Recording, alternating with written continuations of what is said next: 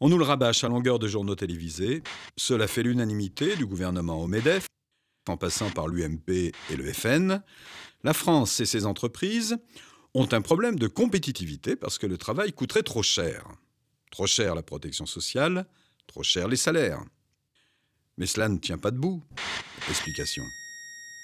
On nous dit que les entreprises sont écrasées par les charges, c'est-à-dire les cotisations qu'elles versent à la Sécu pour financer les retraites ou la santé, par exemple. Mais ce n'est pas un cadeau. C'est une partie de notre salaire qu'elles nous doivent, ou plutôt, c'est la part de la richesse créée par les travailleurs qu'elles versent en leur nom. Ce n'est pas tombé du ciel, d'ailleurs. Cela a été le résultat d'âpres luttes sociales. Donc, on nous dit les entreprises sont écrasées par les charges sociales. 143 milliards d'euros en 2012.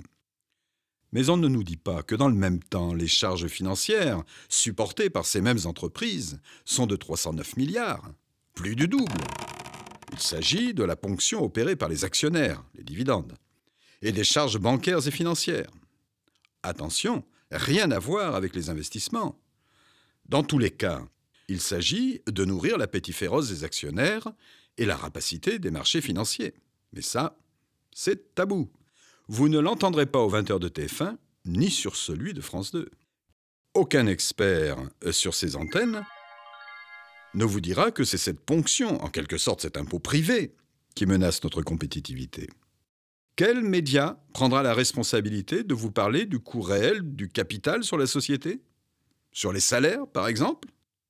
Car pour s'assurer des rendements toujours plus importants, de l'ordre de 10, 15, voire 20%, alors même que l'économie stagne, le capital s'en prend d'abord au salaire.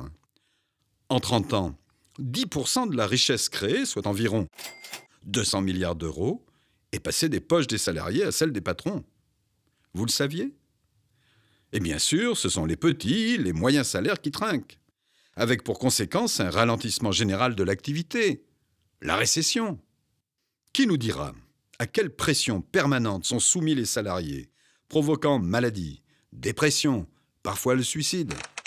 En France, on compte près de 700 000 accidents du travail chaque année, avec parfois de terribles séquelles pour les salariés. 700 en mourront cette année encore. Qui en parle? Qui nous dira le coût de cette insatiable voracité? Celle de ces entreprises qui réalisent des bénéfices géants mais licencient pour garantir les profits. Sanofi, Continental ou encore PSA. Des milliers d'emplois rayés de la carte, des milliers de familles précarisées, souvent des territoires sinistrés. Qui doit réparer ces dégâts? Qui dénoncera aussi cette avidité qui verra cette année encore 60 milliards s'évader vers les paradis fiscaux? Qui expliquera comment ils pillent sans vergogne toutes les ressources naturelles disponibles, sans souci du lendemain? Comment ils fabriquent aux 4 coins du monde les pièces d'un produit qui sera assemblé dans un 5e, conditionné dans un 6e, consommé dans un 7e, produit qui finira sa vie comme déchet, enfoui Dieu sait où. Absurde déménagement permanent du monde, dont le coût environnemental et humain est incalculable. Alors, arrêtons les faux débats. Ce qui crée la richesse, c'est le travail, pas le capital. C'est la coopération, pas la compétition. Pour les communistes et le Front de gauche, il y a urgence pour une campagne de vérité sur ce que nous coûte d'entretenir une bourgeoisie toujours plus avide. À quand un grand débat pluraliste, à la télévision, pour ouvrir les livres de comptes et dénoncer les mensonges? Ensemble, libérons la France des riches et de la finance, car notre seul dessein, c'est l'humain d'abord.